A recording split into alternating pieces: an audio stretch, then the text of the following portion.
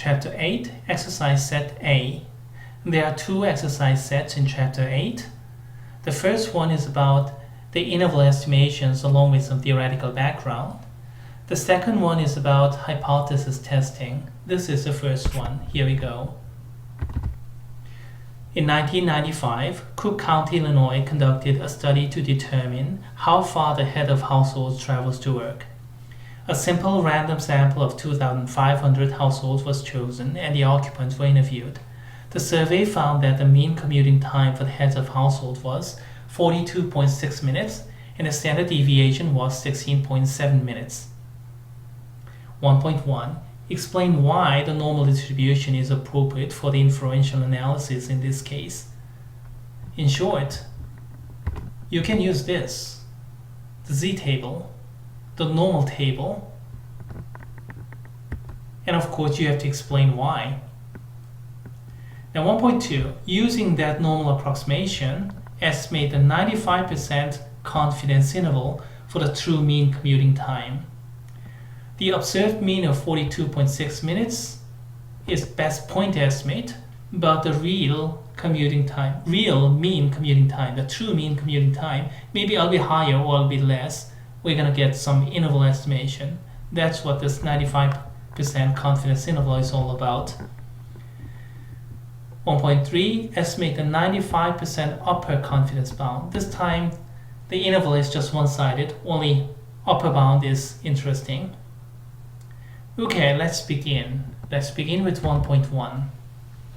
1.1 is partly a theory problem, which is pretty deep, but partly it's a hint. This problem explicitly set normal distribution. In short, use this. There are other competing tables, especially t-table, but not that. Use this so that you're not going to get confused in 1.2 and 1.3. So this partly is a hint. But of course, the other half is the theory part. Why the normal approximation will be acceptable here. Here is a short answer. The sample size is large.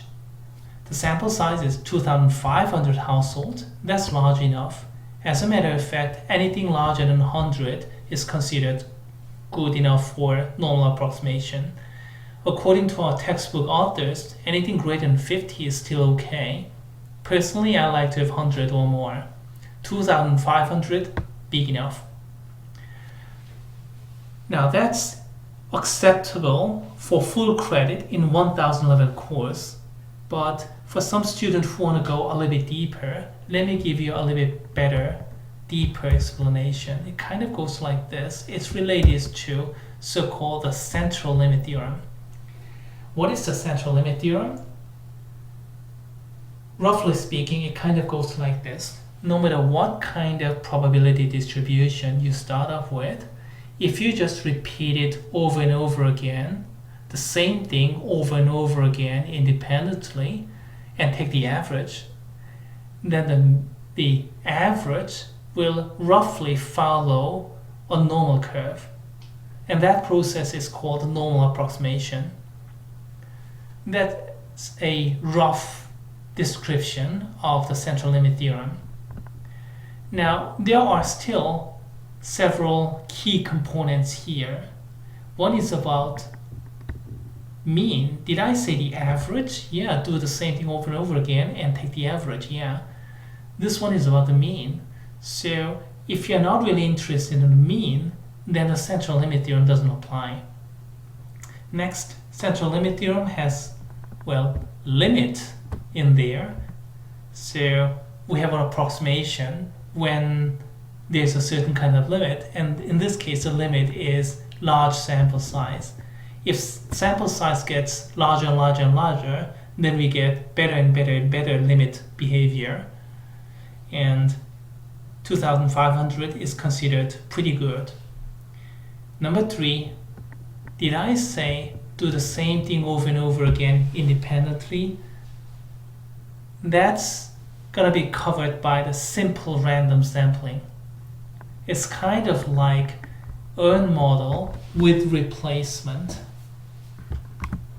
In short, here is a little bit longer version, a little bit more precise version of the answer. This inference is about the mean.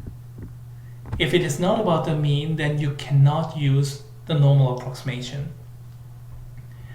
It considers simple random sample. Yeah, randomness. We just assume randomness from the day one of this course, and it just goes without saying. So if you miss randomness, I'm not going to take off any points. Somebody else might, but to me, it's kind of going without saying.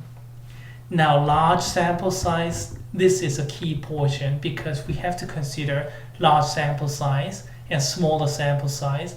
And what do you do with large sample size? What do you do with small sample size? We have to consider different kind of analyses. So this is a key component. But in any case, do not forget about the mean part. If you do something else, like if you are tracking down the standard deviation, for example, in that case, we don't use normal curve. Okay. All right, we talked about the theory, so let's use that theoretical understanding in real problem. Let's find out the 95% confidence interval. And here is the illustration of the 95% confidence interval. How do you get the illustration? Here is the general process that we have been working on since chapter 6.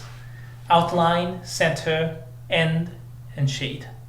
Outline is the normal curve, starting from left hand side, going up, going down, and we have this symmetric and unimodal picture like this, and the center is the best point estimate, 42.6. I've seen some students who miss the center and consequently screw up everything afterwards. That's pretty bad because that's one of the first thing you'll have to do. Next, endpoint. Here, two endpoints. Here, the blue point, and here, the red point. And the middle part is the confidence interval. I shaded with 3 colors here, blue, green, and red. If you have just one color, then you have to shade the middle part because that's the important part. There's 95% of chance that true mean commuting time falls here in the green region. That's what this confidence level is talking about.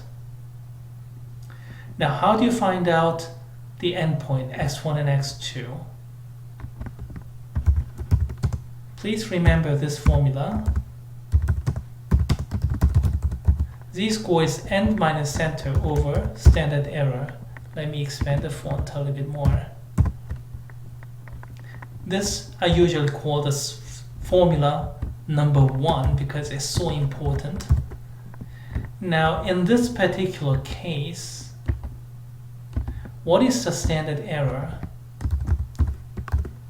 Standard error in this case is standard deviation over square root of the sample size, and the standard deviation is 16.7 minutes here.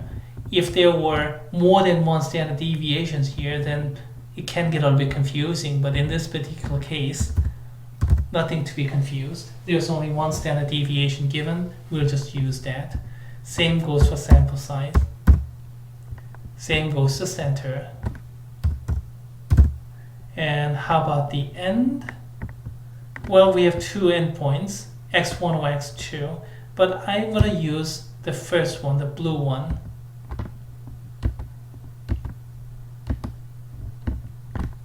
Why am I preferring the left-hand side one, the blue one? Because of this picture in a normal table. All the probabilities in this normal table here are associated to the shading in the left-hand side. Do you see the shading? Here we have different colors. Green part, red part, those are not left-hand side. Blue one is the left-hand side. And that's associated to this x1, the blue point. Now look up that normal table and find out the Z-score associated to 2.5%, 0.025. Where is it? Go down a little bit, and yes, 0.025 is here, and that's in negative 1.9 row and 06 column So the z-score is negative 1.96. Solving this equation with respect to this blue x, you're going to get this blue point. Here is the technical solution. Let's copy and paste this one here so that you can see everything in a single viewing window. Here we go. N minus center over SC and setup, and z-score is negative 1.96. How do you solve? Flip this denominator to the other side by multiplying, and then flip this subtraction to the other side by adding it. What do you get? 42.6 minus 1.96 times this standard error. Run your calculator, you get 41.95 something. Now that we found out the blue point, we have to find out the red point. How do we do that? In my opinion, the easiest way is to use a symmetry. Starting from the center, subtract like this, then you get the blue point. If you add, then you're going to get to the red point. So using the symmetry, running your calculator, you get the answer. In the end, you get conclusion like this. 95% confidence interval. And here is the final picture.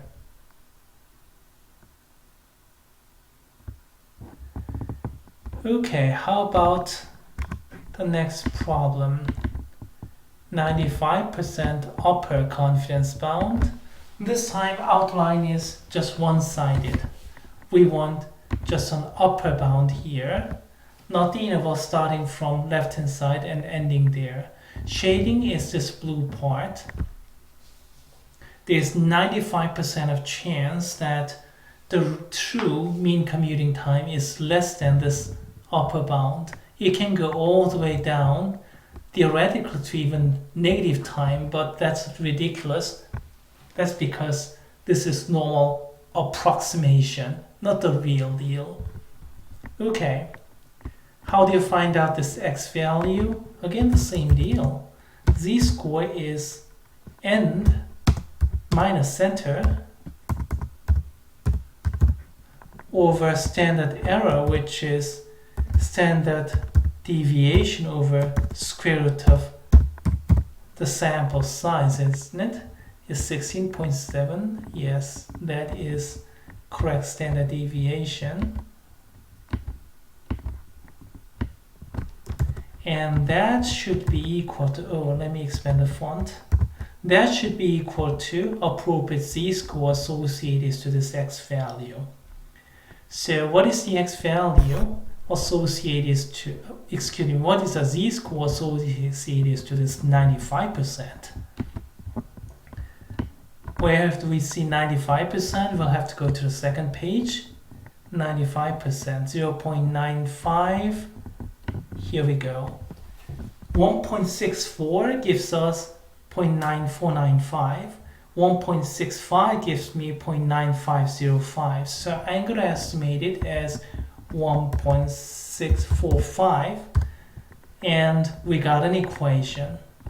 Solving this x from this equation, you're going to get the answer. Well, here is the solution.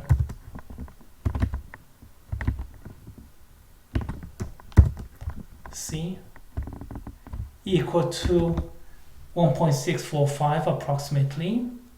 Flip the center to the other side.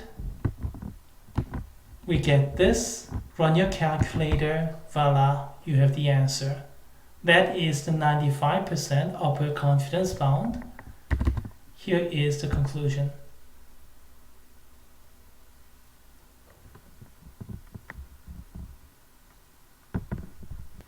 Okay, we just did confidence interval and confidence bound problems, and also we talked about why we can use normal distribution, normal approximation in this case.